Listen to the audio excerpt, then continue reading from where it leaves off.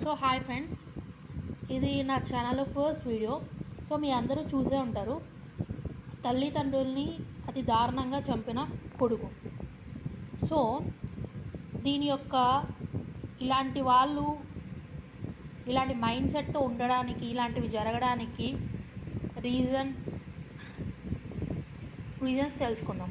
Mostly మనం చిన్నప్పటి నుంచి కూడా తల్లిదండ్రుల ఆస్తిలో కేవలం కొడుక్కి మాత్రమే హక్కు ఉంటుంది, కూతురికి హక్కు ఉండదు. లేకపోతే కూతురు పెళ్లి చేసుకొని వెళ్ళిపోతుంది, కూతురు కేవలం ఇంటి పనులు చేసుకోవడానికే, అంతకన్నా ఏం లేదు, కూతురు పరాయి అని నేర్పిస్తారు. అవునా? దీనివల్ల ఏమవుతుంది, ఒక కొడుకు అనే ఒక అబ్బాయి మనసులో ఒక బ్యాడ్ థింగ్ అనేది, ఒక బ్యాడ్ ఆలోచన అనేవి వస్తాయి. దానివల్ల ఇలాంటివన్నీ జరుగుతూ ఉంటాయి. మన ప్రీవియస్ ఇండియాలో ఎన్నో దురాచారాలు జరిగేవి. చిన్నప్పుడే చిన్న పిల్లలకి పెళ్లి చేయడం, లేకపోతే పుట్టిన బిడ్డల్ని ముసలి వాళ్ళకి ఇచ్చి పెళ్లి చేసి వాళ్ళని మట్టల్లో వేసేయడం, ఇలాంటి ఎన్నో చెడు విధానాలు జరిగాయి. ఎలా అయితే ఇవన్నిటినీ మనం రాంగ్ అని తెలుసుకొని బయటకు వచ్చామో, అలాగే ఇలాంటి ఒక మెంటాలిటీ సొసైటీ పేరెంట్స్ పిల్లల్లో నాటడం కూడా అంతే రాంగ్. దానివల్ల లాస్ట్కి పిల్లల కన్నా ఎక్కువ పేరెంట్సే సఫర్ అవుతున్నారు. ఈ రోజుల్లో ఎవరిని చూసినా మీకు ఈజీగా తెలుస్తుంది. ఎందుకంటే మీరు ఒకటి అబ్జర్వ్ చేయాల్సింది ఏంటంటే, తల్లిదండ్రుల మీద కొడుక్కి ఎక్కువ ప్రేమ ఉంటుందా, కూతురికి ఎక్కువ ప్రేమ ఉంటుందా, అది పక్కన పెడితే ఆడవాళ్ళు ఎక్కువ ఫ్యామిలీతో కనెక్టెడ్ ఉంటారు, వాళ్ళకి ఎక్కువ ప్రేమ ఉంటుంది, లేదా ఎమోషనల్గా ఉంటారు. కానీ మగవాళ్ళు కొంచెం డిటాచ్డ్గా ఉంటారు. ఇంటి నుంచి మీరు ఎక్కడైనా చూస్తే ఎక్కువ అబ్బాయిలు బయట ఉండడానికి ఇష్టపడతారు. ఎన్ని రోజులు ఫ్యామిలీకి దూరం ఉన్నా కూడా ఏమీ అంత డిఫరెన్స్ తెలియదు. కానీ ఆడవాళ్ళకి చాలా ఎక్కువ, కూతురికి ఎక్కువ డిఫరెన్స్ తెలుస్తూ ఉంటుంది, మీరు అబ్జర్వ్ చేయొచ్చు. ఇప్పుడు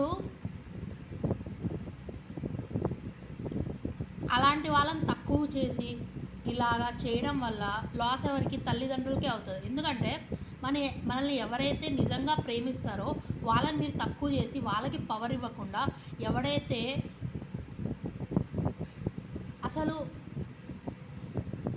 చాలా తక్కువ ప్రేమించడం, అసలు ఏమీ ఫీలింగ్స్ లేని వాళ్ళకి పవర్ ఇస్తే ఎలా ఉంటుందంటే, రాక్షసుల చేతిలో పవర్ ఇచ్చి దేవతల చేతిలో బానిసలు చేస్తే ఎలా ఉంటుందో అలా ఉంటుంది. నేను అలా అని కూతుళ్ళంతా చాలా గ్రేట్ అని చెప్పట్లేదు.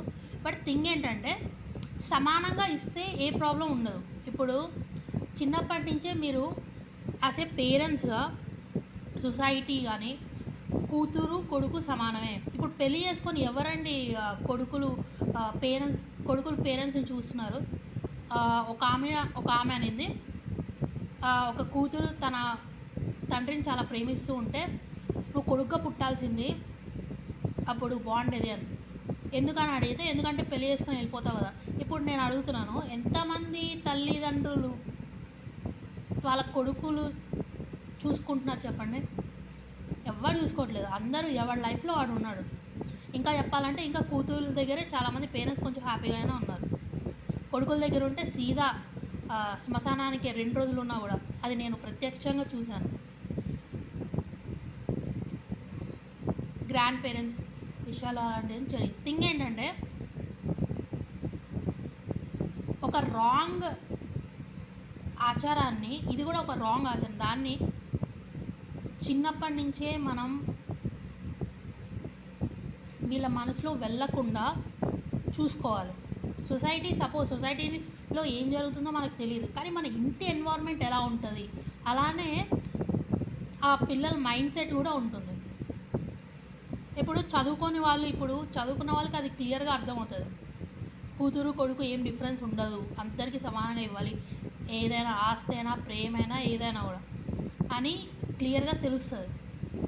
కానీ చదువులేని వాళ్ళు ఎలా ఉంటారంటే, ఏదో మూవీస్ చూసి ఆ మూవీస్లో ఇలా ఉంది కదా, సో ఇదే కంటిన్యూ, ఇదే కరెక్ట్ అన్న ఫీలింగ్లో ఉండడం, లేకపోతే ప్రీవియస్ రోజుల్లో ఇలా ఉంది కదా అనే ఫీలింగ్లో రావడం, ఇదంతా కూడా జరుగుతుంది. కానీ థింగ్ ఏంటంటే మూవీస్ వేరే, రియాలిటీ వేరే. ప్రీవియస్ కాలంలో వచ్చిన మూవీస్ని సపోర్ట్ బాయ్స్ని ఎక్కువ సపోర్ట్ చేసేవాళ్ళు. అబ్బాయిలు తప్పు చేసినా అది తప్పు కాదు, అమ్మాయి అడ్జస్ట్ అవ్వాలి, అమ్మాయి చిన్న తప్పు చేయకపోయినా అది తప్పు అనే కాన్సెప్ట్తో మూవీస్ అన్నీ తీసున్నాయి. అన్నీ అని కాదు, కొంతవరకు మ్యాక్సిమం అనుకోవచ్చు, లేకపోతే ఒక కొంతవరకు తీసున్నాయి. ఆ విషయం అందరికీ తెలుసు. సో ఆ ఒక మైండ్ సెట్తో వెళ్ళడం అది కరెక్ట్ కాదు. ఇప్పుడు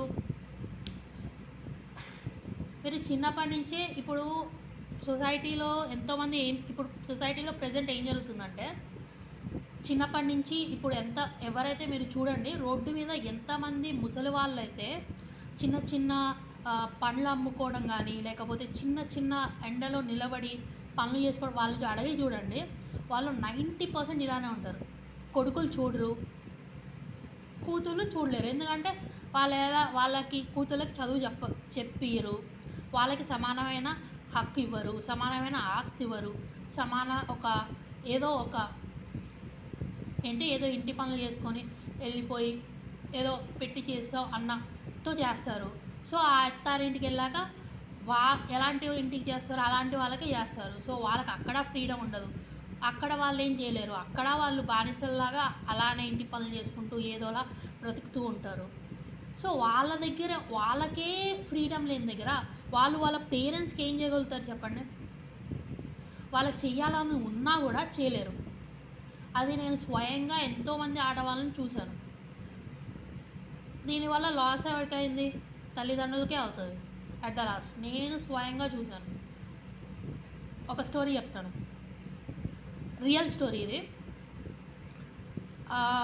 ఒక తల్లిదండ్రులు ఉన్నారు, వాళ్ళకి 4 పిల్లలు, 2 కొడుకులు 2 కూతుళ్ళు. ఓకే, కొడుకులు అమ్మా నాన్నలు ఎప్పుడో దూరం పెట్టేశారు. ఓకే, అఫ్కోర్స్ కూతుళ్ళకి పెళ్లి చేసి పంపించేశారు. ఇది ఇప్పటి స్టోరీ, అంటే మన ప్రీవియస్ జనరేషన్ అనుకోవచ్చు, పేరెంట్స్ టైప్ స్టోరీ. సో టైంలో జరిగే స్టోరీ. సో ఇప్పుడు ఏంటి, పేరెంట్స్ ఇప్పుడు సపరేట్ అయిపోయారు. ఇప్పుడు వాళ్ళ కొడుకుల దగ్గరికి వెళ్ళి ఉందామంటే వాళ్ళు ఉంచుకోరు, ఎందుకంటే కోడలు ఉంచుకోరు ఆబ్వియస్లీ. ఎందుకు? వేరే వాళ్ళ పేరెంట్స్ని మన పేరెంట్స్గా అనుకునే అంత పెద్ద మనసు ఎలా అయితే అబ్బాయిలకు ఉండదో అలాగే అమ్మాయిలకు కూడా ఉండదు. అది ఒక ప్రాక్టికల్ థింగ్ అనమాట. చాలామంది ఏమంటారంటే అలా చూసుకోవాలి, అలా ఉండాలి, అలా కుదరాలి, అది ఇది అంటారు. కానీ మనం ప్రాక్టికల్గా ఆలోచిస్తే మనమే రోజుకి మన సొంత కన్న తల్లిదండ్రులతో 100 సార్లు గొడవ పడవచ్చు, ఇంకొన్నిసార్లు ఎంతో మంచిగా ఉండొచ్చు. కరెక్ట్. మనం ఒక రియల్గా మనం ఉంటాం. ఇప్పుడు సపోజ్ గొడవ పడినా కూడా మనమే మళ్ళీ సెట్ అయిపోతాం, అలాగే మంచిగా ఉంటాం, ప్రేమగా ఉంటాం. ఎందుకంటే అది మనం 25 ఏళ్ళు 30 ఏళ్ళు ఉన్న ఫ్యామిలీ, రక్త సంబంధికులు, పేరెంట్స్, ప్రేమ, అటాచ్మెంట్ ఇంకెవడి మీద ఉంటుంది చెప్పండి? డెఫినెట్గా ఉంటుంది. సో వాళ్ళని చూసుకోవాలన్నా కూడా ఎంతో కొంతవరకు అండర్స్టాండింగ్ ఆ థింగ్ ఉంటుంది. కానీ వేరే వాళ్ళ పేరెంట్స్ ఇప్పుడు ఎవరైనా ఉన్నారు, వెళ్ళి ఉండాలన్నా కూడా ఆ యొక్క అటాచ్మెంట్ కానీ ఆ యొక్క కనెక్షన్ కానీ ఎంత ట్రై చేసినా కూడా కుదరదు. అది కుదిరే పని అయితే మనము ఎందుకు పిల్లల్ని కంటాం? ఎవరైనా అడాప్ట్ చేసుకోవచ్చు కదా. ప్రపంచంలో ఎంతమంది అనాథ పిల్లలు లేదు చెప్పండి? వెళ్ళి ఎవరైనా అడాప్ట్ చేసుకొని అదే రిలేషన్ రాదు. దట్స్ నాట్ పాసిబుల్ కదా. కానీ సొసైటీ అనేది అలా ఫోర్స్ చేస్తుంది, ఏంటి, కోడలు చూసుకోవాలి అని. కోడలు చూసుకోదు, రియాలిటీ అదే. ఎందుకంటే అది అవ్వదు కూడా. ఇప్పుడు ఒక అల్లుడు ఒక కొడుకులాగా చూసుకోవాలి అని సొసైటీ ఎక్స్పెక్ట్ చేస్తుందా? చేయదు, అవునా కదా? ఎందుకంటే అది ప్రాక్టికల్లీ పాసిబుల్ కాదు. అలాగే ఒక కోడలు కూతురులాగా చూసుకోవాలి అంటే అది ఎలా కుదురుతుంది? కుదరదు, అది పాసిబుల్ కాదు. అసలు మనం అనాథ పిల్లల్ని తెచ్చుకొని అడాప్ట్ చేసుకొని పిల్లల్లానే చూడలేము. అలాంటిది వేరే వాళ్ళ తల్లిదండ్రులు మన తల్లిదండ్రుల్లో ఎలా చూస్తాం? ప్రాక్టికల్గా ఆలోచించండి. అబ్బాయి నుంచి ఎక్స్పెక్ట్ చేయనప్పుడు అమ్మాయి నుంచి ఎందుకు ఎక్స్పెక్ట్ చేయాలి? అంతెందుకండి, ఆ యొక్క తల్లిదండ్రులే కోడలి కూతురుగా చూడగలుగుతారా? చూడలేరు. అది కూడా ప్రాక్టికల్గా పాసిబుల్ కాదు. అలాంటప్పుడు ఏదైతే ప్రాక్టికల్గా పాసిబుల్ కాదో దాన్ని స్ట్రెస్ అవుట్ చేయడం వల్ల ఏమవుతుంది? రప్చర్ అవుతుంది. అటు కొడుకు దగ్గర ఉండలేరు ఈ రకంగా. ఇప్పుడు కూతురు దగ్గర ఉండాలి అని ఉన్నా, కూతురుకు కూడా ఉంచుకోవాలని ఉన్నా, ఎంతో ఆశ ఉన్నా, మంచిగా చూసుకోవాలని ఉన్నా కూడా ఎలాంటి సొసైటీ ఎలా క్రియేట్ చేశారు? కూతురికి హక్కు లేదు, కూతురు జస్ట్ ఒక ఇంటి పనులు చేసుకోవడానికి ఉంది, సంబంధం లేదు అన్నట్టు చేశారు. అప్పుడు ఆ తల్లిదండ్రులు అడగలేకపోతారు. ఈ కూతురు అక్కడ అత్తారింట్లో ఎలా ఉంటుంది, వాళ్ళ పొజిషన్ కూడా అదే ఉంటుంది. ఏదో బ్రతుకుతున్నాం అంటే బ్రతుకుతున్నాం జీవించవంలాగా అన్నట్టు ఉంటుంది. అలాంటి వాళ్ళు వాళ్ళకే ఫ్రీడమ్ లేనప్పుడు వాళ్ళ తల్లిదండ్రులకి ఫ్రీడమ్ ఇచ్చి మంచిగా ఎలా చూసుకోగలుగుతారు చెప్పండి? సో ఏదైతే పాసిబిలిటీ ఉందో అది సొసైటీ యొక్క మైండ్ సెట్, తల్లిదండ్రులు వాళ్ళ పిల్లల్లో ఏదైతే ఇన్ఫ్యూజ్ చేస్తారో అదే లాస్ట్కి వాళ్ళకి ఒక పెద్ద థండర్ స్టోమ్ లాగా పడుతుంది. అంటే ఒక పెద్ద శాపం లాగా వాళ్ళ మీద పడుతుంది. ఇప్పుడు డబ్బు సంపాదిస్తారు. ఓల్డ్ ఏజ్లో ఎవరి దగ్గరైనా అంతో కొంతో ఆస్తి పిల్లలకి ఇవ్వకపోతే డెఫినెట్గా ఉంటుంది. కానీ ఏంటి ప్రయోజనం? ఎవరి దగ్గర ఉండలేము, ఒంటరిగా అనిపిస్తుంది. థింగ్స్ ఇలా ఉంటుంది. ఏంటి, అటు కొడుక్కి దగ్గర కాలేరు, ఇటు కూతురికి దగ్గర కాలేరు ఈ యొక్క మైండ్ సెట్తో. అదే కరెక్ట్గా కూతురిని కొడుకుని సమానంగా చూసుకొని సమానంగా ఆస్తి పంచి అన్ని యొక్క రైట్స్ సమానంగా ఇచ్చి, ఇప్పుడు కూతురిని ఇంటి పనులు చేస్తున్నారు, కొడుకుతో చేయించడానికి ఏంటండి ప్రాబ్లం? ఇప్పుడు రేపు పొద్దున మీ కొడుకుకి ఎక్కడైనా జాబ్ వస్తుంది, లేకపోతే ఒంటరిగా ఉండాల్సి వస్తుంది, అక్కడికి వెళ్ళి వంట చేసుకోవడా, అక్కడికి వెళ్ళి బట్టలు తుక్కోడా, అక్కడికి వెళ్ళి అంట్లు తోముకోడా, అవి చెయ్యకపోతే జరుగుతుందా చెప్పండి? పెద్ద పెద్ద కోట్ల ఆస్తి ఉన్నవాడు కూడా, సీఎం కొడుకు కూడా వేరే దేశానికి వెళ్తే ఇవన్నీ చేయాల్సి వస్తుంది. వేరే ఛాన్స్ లేదు. ఇక్కడ మన ఇండియాలో ఇంకా ఏమైనా సర్వెంట్స్ ఉన్నారేమో కానీ వేరే దేశాల్లో ఉండదు. అది పెద్ద పెద్ద కరోడ్పతిలు కూడా చేయాలి. అది ఆడవాళ్ళైనా మగవాళ్ళైనా ఈ పనులు చేయాల్సిందే. అలాంటప్పుడు మీరు కూతురు కొడుకులకి సమానంగా నేర్పించండి. ఇద్దరికి కావాలి లైఫ్లో. ఏదో ఇది వీళ్ళ పని అది వాళ్ళ పని ఏంటది? ఇప్పుడు ఆడవాళ్ళందరూ సంపాదించట్లేదా? సంపాదిస్తున్నారు కదా. మరి మగవాళ్ళ చేత ఇది చేయించడానికి ఎందుకు సిగ్గుపడుతున్నారు చెప్పండి? సపోజ్ రేపొద్దున ఎక్కడికైనా జాబ్ పరంగా కానీ స్టడీ పరంగా కానీ ఒంటరిగా ఉండాల్సి వస్తే ఎలాగైనా చేసుకోవాలి. ఏం రాదంటే కుదురుతుందా? కుదరదు. డెఫినెట్. ఇప్పుడు ఎంతమంది చేసుకోవట్లేదు? వెళ్ళి హాస్టల్స్కి వెళ్ళి చూడండి, లేకపోతే రూమ్స్కి వెళ్ళి చూడండి. మగవాళ్ళంతా చేసుకోరా? కన్ఫర్మ్ చేసుకుంటారు. చేసుకోవాలి. ఛాన్స్ ఉండదు, చేయాలి. అదేదో ఆడవాళ్ళ పనిలాగా ఇదేదో మగవాళ్ళ పనిలాగా సపరేట్గా ఏంటి ఇదంతా? ఈ యొక్క మైండ్ సెట్ వల్ల లాస్ ఎవరికి అవుతుంది అంటే లాస్ట్కి పేరెంట్స్కే అవుతుంది. ఈ రకంగా నేను చెప్పిన ఇందాక స్టోరీలో 4 పిల్లలు ఉన్నారు కదా, ఆ రకంగా వాళ్ళు 4 పిల్లలు ఉన్నా కూడా అటు కూతురు దగ్గర ఉండలేకపోయారు, కొడుకు దగ్గర ఉండలేకపోయారు. సరే అని చెప్పి వాళ్ళిద్దరే ఒకరికొకరు తోడుగా కొన్నేళ్ళు ఉన్నారు. తర్వాత వాళ్ళ వైఫ్ చచ్చిపోతుంది. ఇంకా ఆ యొక్క హస్బెండ్ ఒంటరిగా ఉండలేకపోతాడు. చిన్న కూతురు దగ్గరికి వెళ్ళి ఉండాలనుకుంటాడు. సో చిన్న కూతురు కూడా ఉంటుంది. కానీ చిన్న కొడుకు పెద్ద కూతురు వచ్చేసి లాక్కొని వెళ్ళిపోతారు అతను. ఎందుకంటే ఆ చిన్న కూతురికి ఏమన్నా ఆస్తి రాసి ఇచ్చేస్తాడేమో అనే భయంతో. అంటే వాళ్ళకి కనీసం పేరెంట్స్ని ప్రశాంతంగా కూడా ఉండనియట్లేదు. తీసుకెళ్ళిన తర్వాత ఏమైందంటే చిన్న కొడుకు ఇంటికి తీసుకెళ్ళాడు. ఎంతో శుభ్రంగా ఉన్న అతను ఇంకో 5 ఏళ్ళు ఈజీగా బ్రతుకుతాడన్న అతను ఒక 10 రోజుల్లో హాస్పిటల్లో అడ్మిట్ అయ్యాడు. ఇంకో 10 రోజుల్లో చనిపోయాడు. అసలు అందరూ షాక్ అయిపోయారు. ఏం జరిగింది, ఏంటి ఇంత పర్ఫెక్ట్గా? అతనికి ఎటువంటి ఎక్కువ జబ్బులు కూడా ఏం లేవు, ఒక చిన్నవి తప్ప. రీజన్ ఏంటి? ఎందుకంటే కోడలు సరిగా చూసుకొని ట్రై చేసి ఉండొచ్చు. ఎందుకు చెడ్డ అనుకోవాలి? ట్రై చేసి ఉండొచ్చు, కానీ కుదరకపోయి ఉండొచ్చు. ఆ కంఫర్ట్, ఒక కూతురుతో ఉండే కంఫర్ట్ ఒక కోడలతో ఎప్పుడూ రాదు కదండి. ఇప్పుడు మ్యాక్సిమం మీరు చూస్తే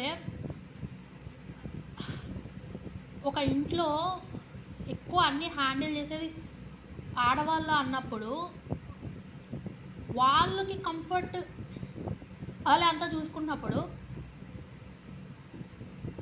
వాళ్ళే ఉన్నప్పుడు వాళ్ళు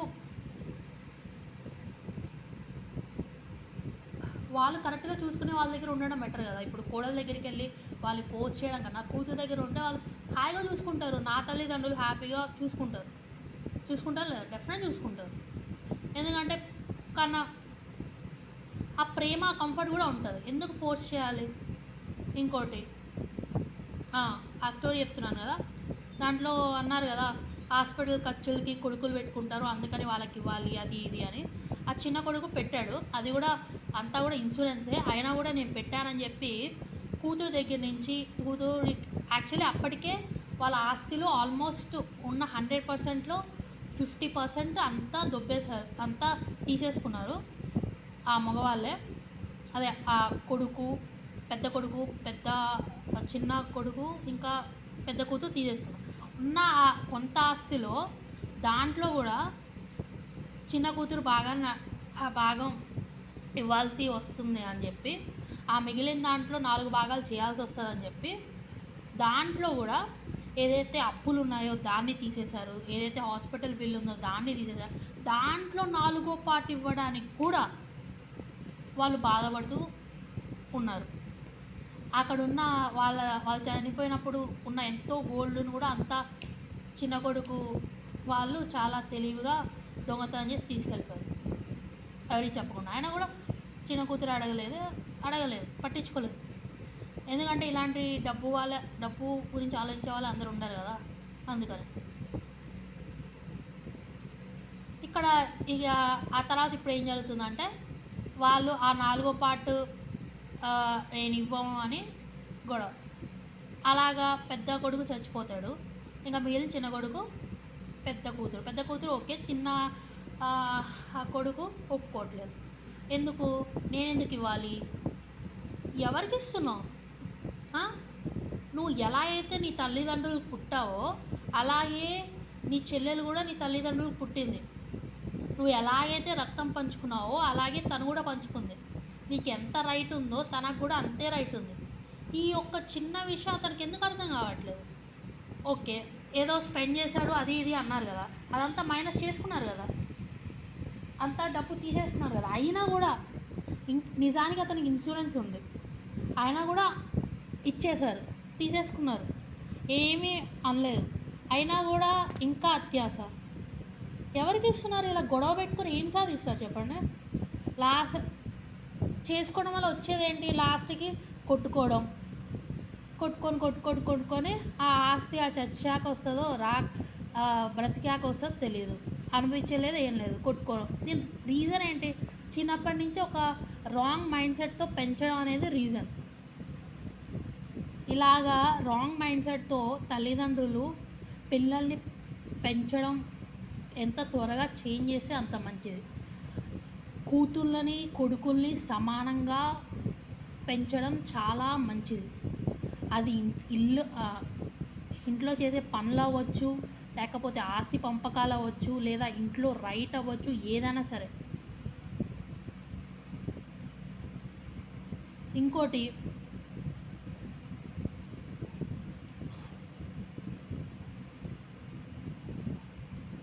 ఇది ఎంత పర్ఫెక్ట్గా మీరు చేస్తే లేటర్ ఆఫ్ ద లైఫ్లో ఇలాంటి ప్రాబ్లమ్స్ అన్నవి అంత తక్కువగా వస్తాయి.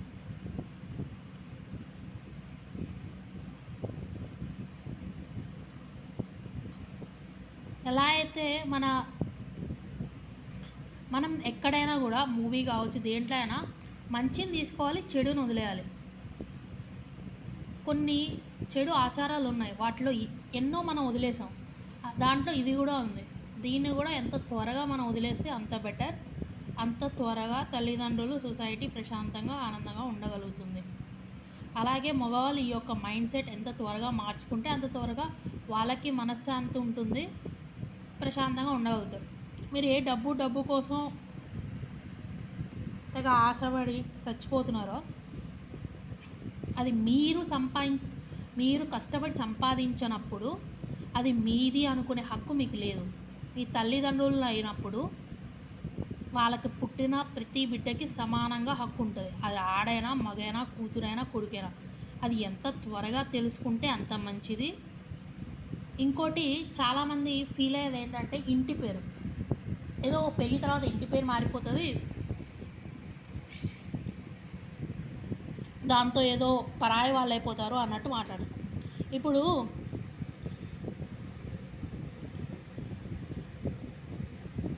ఒక మనిషిని మనము ఒక పేరుతో పిలిచి ఇంకో పేరుతో పిలిస్తే ఆ మనిషి లోపలున్న రక్తం మారిపోతుందా? ఆ మనిషి లోపలున్న DNA మారిపోతుందా? తల్లిదండ్రులు పంచిన రక్తం మారిపోతుందా? రిలేషన్ మారిపోతుందా? చెప్పండి. ఇంతకుముందు రోజుల్లో కుంతిపుత్రులు అని పిలిచేవాళ్ళు పాండవుల్ని, కర్ణుడిని రాధేయుడు అని పిలిచేవాళ్ళు. అసలు తండ్రి పేరు ఉండేది కాదు, తల్లి పేరే ఉండేది. ఎందుకంటే ఒక తల్లి నుంచే కదా అది కొడుకైనా కూతురైనా వచ్చేది. ఒక తల్లి యొక్క భాగమే కదా బిడ్డ అనేవాడు.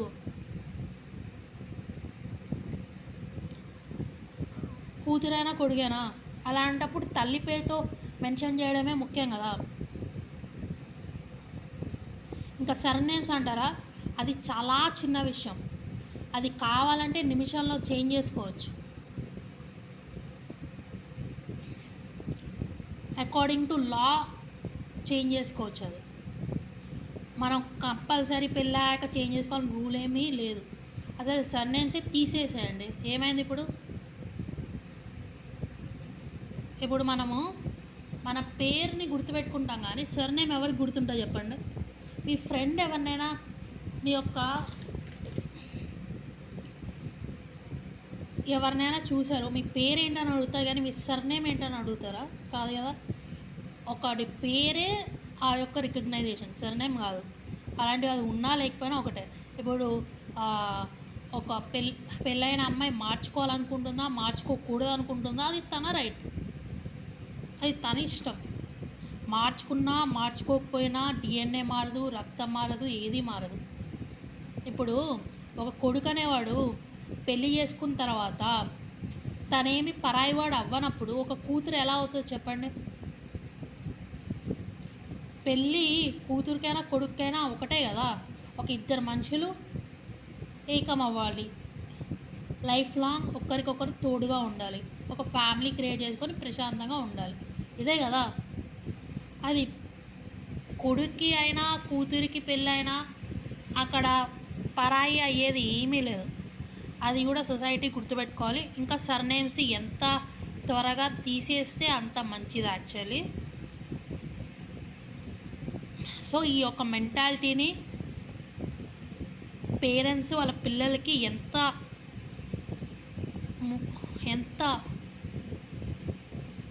ఫార్వర్డ్ చేయకుండా ఉంటే అంత మంచిది. ఈ యొక్క మైండ్ సెట్ని ఒక దురాచారంగా మనం ఎన్నో వదిలేసాం, అలాగే వీటిని కూడా వదిలేయాలి.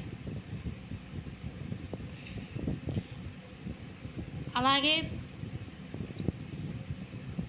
ఇలాంటివి ఇంకా ముందు జరగకూడదని కోరుకుంటున్నాను. సపోజ్ ఎవరికైనా కూడా నా మాటలు ఏమన్నా తప్పుగా అనిపించినా కూడా, లేకపోతే ఏకీభవించకపోయినా కూడా, ఏదన్నా రాంగ్గా అనిపిస్తే ఐఎమ్ సారీ. ఎందుకంటే ప్రతి ఒక్కడి ఒపీనియన్స్ ఒకేలా ఉండాలని రూల్ లేదు. మనం మన యొక్క లవ్డ్ పర్సన్స్, మన ఫ్యామిలీ మెంబర్స్ది కూడా ఒకే ఒపీనియన్ ఉండాలని రూల్ లేదు. డిఫరెంట్ ఒపీనియన్స్ ఉండొచ్చు. కానీ నేను ఏదైతే చెప్పానో అది ప్రాక్టికల్లీ సొసైటీ పరంగా కరెక్ట్ అని నా ఉద్దేశం, కేవలం నా ఉద్దేశం.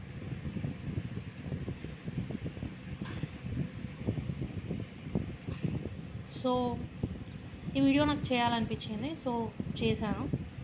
ఎవరైనా మనోభావాలు దెబ్బతింటే నన్ను క్షమించండి. మీకు నచ్చినట్లయితే లైక్ చేయండి, షేర్ చేయండి, సబ్స్క్రైబ్ చేసుకోండి. అందరికీ ధన్యవాదాలు. మళ్ళీ త్వరలో కలుద్దాం. Thank you.